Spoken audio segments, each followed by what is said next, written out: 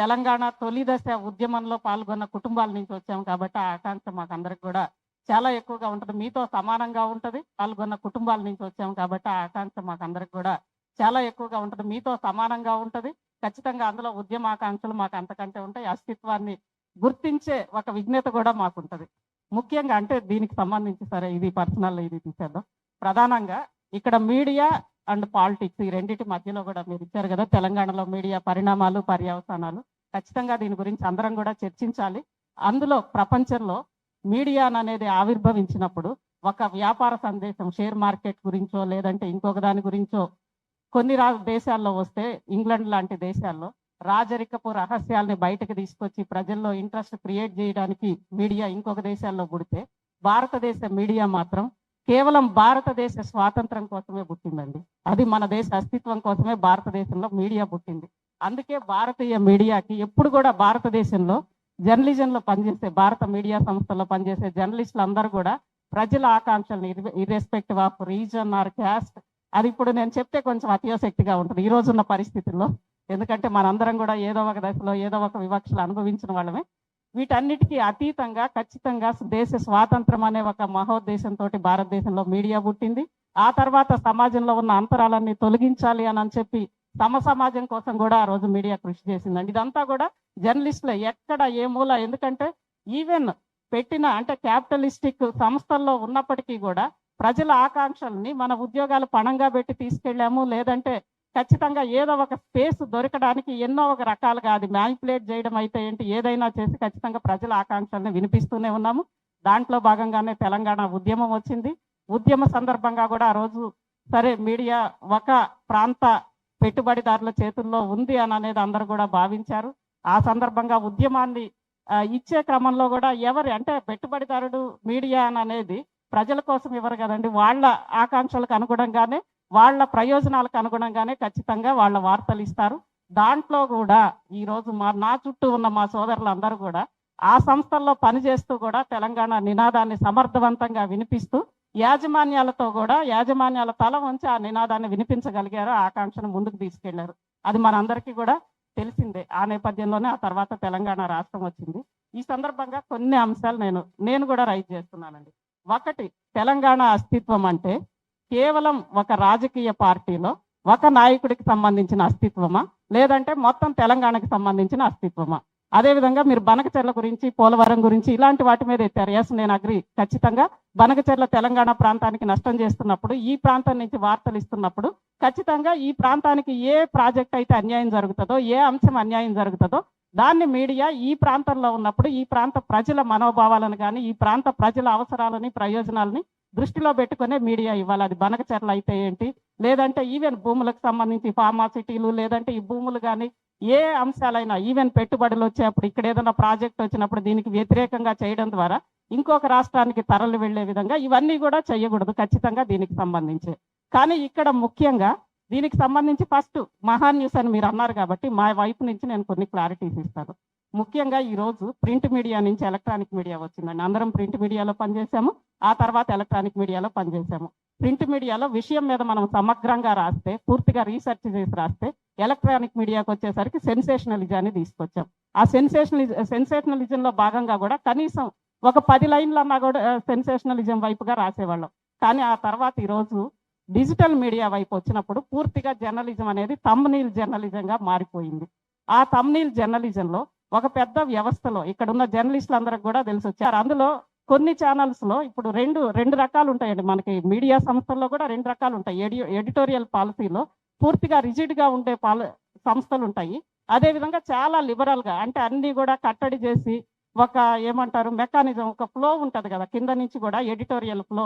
First కింద స్థాయిలో ఒక రిపోర్టర్ పంపింది, మధ్యలో ఒక 10 చెకింగ్లు, ఇవన్నీ కూడా గేట్ కీపింగ్ వ్యవస్థ, ఇవన్నీ కూడా ధ్వంసమైనవి అండి డిజిటల్ మీడియా వచ్చినప్పుడు. ఇక్కడ అంతా డిజిటల్ మీడియా హేమాహేమీలు ఉన్నారు కాబట్టి మీరు అందరూ కూడా చెప్తున్న ఈ గేట్ కీపింగ్ వ్యవస్థలన్నీ ధ్వంసమైనప్పుడు అందులో డిజిటల్ మీడియాలో పూర్తిగా జర్నలిస్టులు ఎవరు కూడా ఈరోజు డిజిటల్ మీడియాలో లేరు.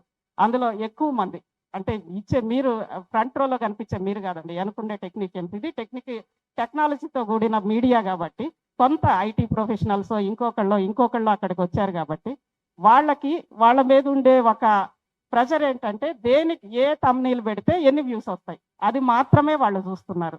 ఆ thumbnail కి సంబంధించి ఈరోజు పోనీ రాజకీయ పార్టీలే అందాము. ఏ రాజకీయ పార్టీలైనా సమర్థవంతంగా చాలా సంస్కారవంతంగా ఒక వార్త ఇచ్చి ఒక 10 వ్యూస్ వస్తాయి ఆ వార్తకి, ఇంకొక వ్యూస్కి 1,00,000 వ్యూస్ వస్తాయి. ఏ మీడియా వెళ్తే వాళ్ళు ప్రయారిటీ ఇస్తున్నారు అది కూడా మనం గమనించాలండి. అయితే ఇక్కడ ప్రధానంగా మా దగ్గరే జరిగింది. ఆ thumbnail కి సంబంధించి 2 రోజులు పెట్టారు అలాంటి thumbnails. 1,00,000 వ్యూస్ పోయినాయి, 10 లక్షల వ్యూస్ పోయినాయి. ఓహో ఇది బాగుంది మాకు ఇంకా బాగుంటుందని వాళ్ళు పెట్టుకున్నారు. అది యాజమాన్యం దృష్టికి కూడా వచ్చి ఉండదు. వచ్చినప్పుడు ఖచ్చితంగా మార్చేవాళ్ళు. గతంలో కూడా ఇలాంటి thumbnails చాలా సార్లు పెట్టారండి. పెట్టినప్పుడు వాళ్ళు ఎవరైనా చూసి ఫోన్ చేస్తే వాటిని వెంటనే మేము ప్రైవేట్లో పెట్టడం కానీ లేదంటే వాటిని డిలీట్ చేయడం కానీ చేసాం. అంటే అన్నీ కూడా చూసే పరిస్థితి ఉండదు. అలాంటి సందర్భాల్లో వెంటనే ఫోన్ చేయడం కానీ డిలీట్ చేయడం కానీ చేసాము. ఈ సందర్భంగా నిన్న మహాన్యూస్కి జరిగిన సంఘటన సందర్భంగా సరిగ్గా 15 నిమిషాల ముందు నాకు ఫోన్ వచ్చింది. ఇలా ఏవో thumbnails పెట్టారంట. అందులో నేను యాక్చువల్గా లేను ఈ యోగాంధ్ర కార్యక్రమాలని వాటిల్లో. అటు మా చైర్మన్ కూడా దాదాపు ఒక 15 రోజుల నుంచి ఆయన బయట తిరుగుతున్నాడు, నేను బయట తిరుగుతున్నాం, ఆ టయానికి వస్తున్నాం. ఆ thumbnails పెట్టిన సందర్భంలో ఇవి కొంత హర్టింగ్గా ఉన్నాయంటే ఏవి అని తీస్తున్నాము. తీస్తా నేను ఒక మాట అన్నా వచ్చేది టీఆర్ఎస్వి అంటే నాకు మొదటి నుంచి కూడా అంటే తెలంగాణ ఉద్యమ ఆకాంక్షని నేను చాలా అర్థం చేసుకున్న వ్యక్తినండి. మళ్ళీ చెప్తున్నా, నేను ఇది వ్యక్తిగతంగా కాదు, మా కుటుంబాలంతా కూడా తెలంగాణ తొలిదశ ఉద్యమం నుంచి వచ్చిన కుటుంబాలే. ఆ సందర్భంగా వస్తే ఎస్ మా వల్ల పొరపాటు జరిగింది అని కిందకి వెళ్ళి వాళ్ళతో మాట్లాడదామని చెప్పి నేను రెడీ అవుతా ఉన్నాను. ఆ లోపలే నేరుగా లోపలికి రాళ్ళు వచ్చి పడ్డాయండి. నేరుగా ఛానల్లోకి స్ట్రైట్గా రాళ్ళు వచ్చి పడ్డాయి. ఎంప్లాయీస్ పని చేసుకుంటున్నారండి. వాళ్ళకి ఏం సంబంధం? చిన్న పొట్టకూటి కోసమో లేదా నెల నెల జీతాల కోసమో వాళ్ళు అందులో ఆ thumbnail పెట్టిన ఎంప్లాయీస్ కాదు కదా దెబ్బతిన్నోళ్ళు. ఎస్ ఇంకొకటి ఆ ఎంప్లాయీ పెట్టిన దానికి ఖచ్చితంగా మేనేజ్మెంట్గా మేము సమాధానం చెప్తాం. సమాధానం అంటే మేము ఖచ్చితంగా క్షమాపణ చెప్తాం. అది వ్యక్తిగతంగా రైట్ టు ప్రైవసీ అనే దాన్ని మేము ఉల్లంఘించినప్పుడు, ఒక వ్యక్తి పరువుని మేము ఖచ్చితంగా ప్రతిష్టకి భంగం కలిగించేట్లుగా వార్తలు ఇచ్చినప్పుడు ఖచ్చితంగా మేము క్షమాపణ చెప్పగల ఒక సంస్కారం అయితే ఖచ్చితంగా ఉంది. ఎందుకంటే మేమందరం కూడా జర్నలిస్టులుగా వచ్చాము. ఈవెన్ చైర్మన్ కూడా జర్నలిస్ట్గానే వచ్చాడండి. ఎప్పుడైనా గీత దాటినప్పుడు దాన్ని అంగీకరించే లేదా ఒప్పుకొని క్షమాపణ చెప్పే సంస్కారం మాకుంది. కానీ చట్టాన్ని చేతిలో తీసుకునే ఈరోజు ఉద్యమ పార్టీనే, ఖచ్చితంగా ఉద్యమ పార్టీనే. ఈరోజు మనం ఉంది ప్రజాస్వామ్యంలోనే. ఈరోజు ఖచ్చితంగా ఈవెన్ ఎవరి మీద అయితే మేము thumbnails వెకిలుగా పెట్టారు అని చెప్పి భావిస్తున్నారో వాళ్ళు ఖచ్చితంగా ఒక సభలో సభ్యులు, రాజ్యాంగం మీద ప్రమాణం చేసి వెళ్ళారు. ఆ సభలో సభ్యులుగా ఉన్న వ్యక్తులకి ప్రివిలైజ్ మోషన్ మనందరికంటే కూడా ఎక్కువ వాళ్ళకు ఉన్నాయి అవకాశాలు. ప్రివిలైజ్ మోషన్ మూవ్ చేయొచ్చు, డిఫమేషన్ సూట్ వేయొచ్చు, లేదంటే కనీసం ఒక ఫోన్ ద్వారా అడిగితే కూడా టక్కున. ఎందుకంటే వాళ్ళందరి మీద మాకు గౌరవం ఉంది. వాళ్ళందరూ వేరు కాదు, మేము వేరు కాదు. కొన్ని సందర్భాల్లో అందరి వార్తలు కూడా మేము కవర్ చేస్తాము. ఇక్కడ అంటే ఏ ఒక్క రాజకీయ పార్టీని నేను టార్గెట్ చేయట్లేదు. ఖచ్చితంగా అందరి మీద మాకు గౌరవం ఉంది. ఖచ్చితంగా ఆ పార్టీల విధానాల మీద కూడా మాకు గౌరవం ఉంది.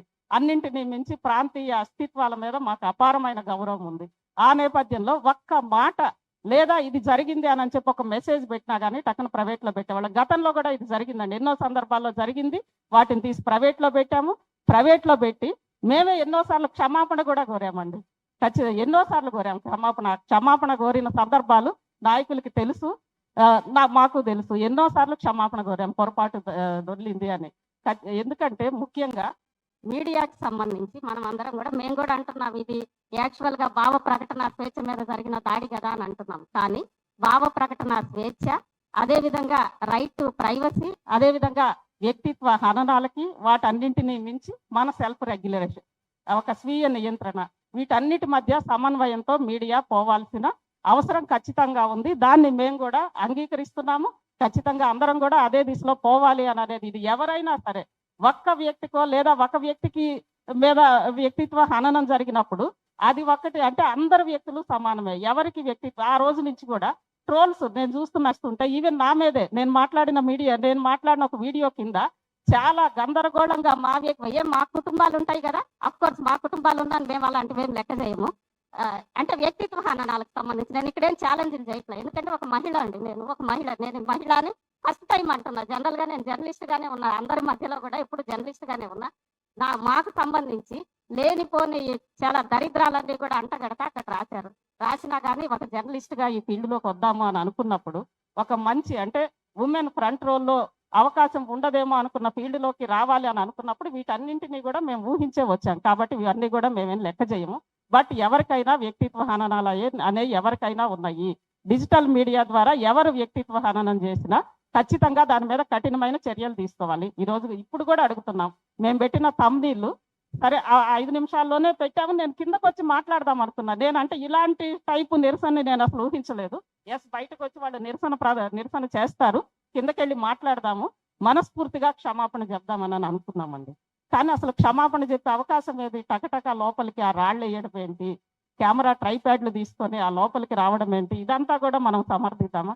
ఆ రాజకీయ పార్టీకి అదేవిధంగా ఇలాంటి అంటే మీడియాకి సంబంధించిన గీత ఖచ్చితంగా చెరగాల్సిందే. అది మాదైనా మీదైనా ఇంకొకళ్ళదైనా ఇక్కడున్న ఏ మీడియా అయినా సరే రాజకీయ పార్టీకి మీడియాకి ఉన్న మధ్యలో సన్నని గీత.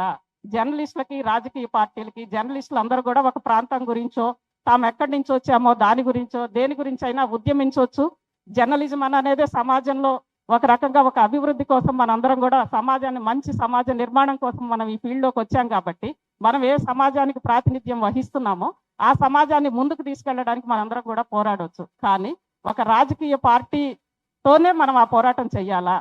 ఇది అంటే నేను ఇక్కడ మళ్ళీ ఇంకా రాజకీయ పార్టీకి నేనేం వ్యతిరేకం కాదు, కానీ ఖచ్చితంగా మరోసారి కూడా చెప్తున్నా, తమ్నీల్ తప్పు జరిగింది, కానీ దాని మీద ఇలాంటిది మనం ఇచ్చే మెసేజ్ ఏంటి, ఈ దాడి అనేది ఏంటి? ఈ వీటి మధ్యలో మూడిటి మధ్యలో మీడియాకి ఖచ్చితంగా ఈ స్వీయ నియంత్రణ అనేది మీడియాకు ఉండాలి. అదేవిధంగా ఇంకొకళ్ళ గురించి ఆధారాలు లేకుండా డిజిటల్ మీడియాలో ఒక వెకిలిగా ఉండే తమ్నీల్స్ అనేవి ఖచ్చితంగా వాటి తమ్నీల్సే కాదు ఎవరిదైనా సరే వ్యక్తిత్వ హననాలకు పాల్పడ్డప్పుడు ఖచ్చితంగా మీడియా దానికి సంబంధించి ఒక డెసిషన్ తీసుకోవాలి. ఎందుకంటే మనం అనేక సార్లు ఇప్పుడు మైనారిటీ ఇష్యూస్ లేదంటే మత ఘర్షణలో వీటిల్లో మనం కొన్ని పాటిస్తాం. ఖచ్చితంగా మతాల గురించి మాట్లాడము, వాటి గురించి వెయ్యము. ఇలా ఈ వ్యక్తిత్వ హననాలకు పాల్పడ్డప్పుడు కూడా వాటికి సంబంధించి మనం ఖచ్చితంగా ఒక రెగ్యులేషన్ అనేది ఇక్కడి నుంచే నియంత్రణ ఎలా ఉండాలి అనేది మీడియాకి బాధ్యత ఉండాలి. దాంతోపాటు ఇక్కడ నేను మీరు విజయ్ గారు అన్నదానికి కానీ లేదా ఇంతకు ముందు మాట్లాడిన మన అందరితో కూడా నేను ఏకీభవిస్తున్నా. ఇందులో ప్రధానంగా ఒక ప్రాంతానికి సంబంధించి ఒక ప్రాంతంలో మనం ఉన్నప్పుడు ఆ ప్రాంతంలో మన చుట్టుముట్ల ప్రజలకి అన్యాయం జరిగేటప్పుడు మనం వేసే వార్తల ద్వారా ఖచ్చితంగా ఈ ప్రజలకి న్యాయం జరిగేలాగే మనం ఉండాలి. దాన్ని మేము ఖచ్చితంగా అంగీకరిస్తాము. ఈవెన్ మా మేనేజ్మెంట్ నుంచి కూడా ఇప్పుడు బనకచెర్ల, పోలవరం కానీ లేదా యాస్ అన్నారు, దీనికి సంబంధించి నేను చెప్తా. ఫస్ట్ ఆ రోజు అసెంబ్లీలో దీనికి సంబంధించి ఆ యాసకు సంబంధించి ఇష్యూ జరిగినప్పుడు మేమందరం కూడా దాన్ని పూర్తిగా వ్యతిరేకించామండి. యాస ఏంటి, ఎందుకంటే భాషకి ఒక సొగసే యాస అనేది మేము ఫీల్ అవుతాము. ఆ రోజు చాలా మేమందరం కూడా తీవ్రంగా వ్యతిరేకించాం దాన్ని. ఆ రోజు ప్రివిలేజ్ మోషన్ మూవ్ చేసినప్పుడు అందరం కూడా సమర్థించాం. అలాగే ఈ రోజు కూడా అలానే ఉండాలి. ఖచ్చితంగా ఈ వ్యక్తిత్వ హననాలకు మేము వ్యతిరేకం, ఈ తమ్నీల్స్కి సంబంధించి మేము వ్యతిరేకం. ఇది మా దృష్టికి పొరపాటున వచ్చింది అని కనుక తెలిస్తే ఖచ్చితంగా తీయడానికి మేము సిద్ధంగా ఉన్నాం. కానీ దాని అడ్డంగా పెట్టి మీడియా మీద దాడి చేసి ఇదేదో ఎవరో మౌత్ పీస్ అని, సరే ఒక వార్తలు కొంతమందికి ఎక్కువగా ఇవ్వచ్చు ప్రయారిటీ, అది మేనేజ్మెంట్ల పాలసీ, ఇక్కడ అందరికీ తెలిసిందే, దాన్ని మేము కొత్తగా చెప్పాల్సిన అవసరం లేదు. కానీ ఈ ప్రాంతానికి సంబంధించి ఖచ్చితంగా ఈ ప్రాంత ప్రజల ప్రయోజనాలకు సంబంధించిన వార్తల్లో ఖచ్చితంగా అన్ని మీడియాలు కూడా అది ఏ ప్రాంతం నుంచి వచ్చినా ఖచ్చితంగా ఈ ప్రాంత ఆకాంక్షని అర్థం చేసుకోవాలి అన్నదాన్ని మేము సమర్థిస్తాం. కానీ ఇది అంటే ఈ టైప్ ఆఫ్ చట్టాన్ని చేతుల్లోకి తీసుకోవడం అనేది మాత్రం దాన్ని ఖచ్చితంగా అందరూ కూడా దీనికి సంబంధించి వాళ్ళ అభిప్రాయాలు అది తప్పు అని చెప్పి నేను అభిప్రాయపడుతున్నా. ఖచ్చితంగా దానికి సంబంధించి మీ అభిప్రాయాలను కూడా నేను గౌరవిస్తాను. Thank you madam. Next Rakesh Reddy ఇద్దాం అనుకున్నాం, కానీ ఇంకా కొంత టైం ఉంది. ఫస్ట్ మాజీ మంత్రి శ్రీనివాస్ గౌడ్ గారు మీరు మాట్లాడండి, ఎందుకంటే మీరే మహా టీవీ ఆఫీస్ పైన దాడి చేసింది. అసలు మేడం చెప్పిన విషయాలు మీరు అంటే పార్టీ మేడం, వీళ్ళ పార్టీ బీఆర్ఎస్.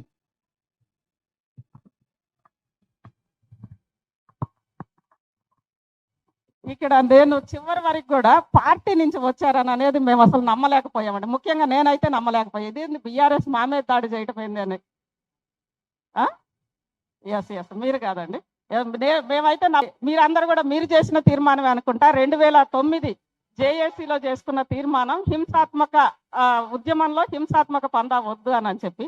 దానికంటే ముందు మేమందరం కూడా ఎప్పుడు అంటే మరీ అంత వాళ్ళని ఏదో ఏమంటారు ఒక బీఆర్ఎస్ పార్టీ వ్యతిరేకులుగానో ఇంకొకళ్ళకి అనుకూలరుగానో మేము ఎప్పుడు లేమండి. అలాంటిది అసలు అందులో బీఆర్ఎస్ మేము తప్పు చేసినా వాళ్ళు వస్తారని మేమైతే ఎప్పుడు కూడా అంటే బీఆర్ఎస్ పార్టీ ఇలాంటి కార్యాచరణకు పిలుపునిస్తుందని అయితే మేము ఊహించలేదు, ఊహించనది జరిగింది.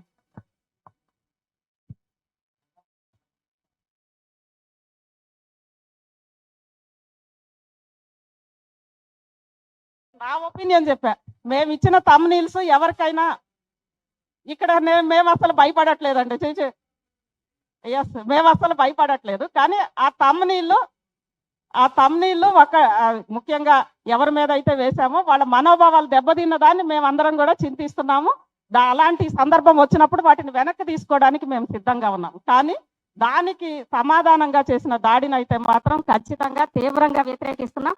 చట్టాలని చేతిలోకి తీసుకోవడం, ఈ రోజు మా మీడియా కావచ్చు, ఇంకొక రోజు ఇంకొక మీడియా కావచ్చు, ఇంకొక రోజు ఇంకొకటి కావచ్చు, రాజకీయ పరిస్థితులు అనుక్షణం మారుతుంటాయి. డైనమిక్స్ కాబట్టి, పాలిటిక్స్ లో డైనమిజం ఉంటది కాబట్టి మారే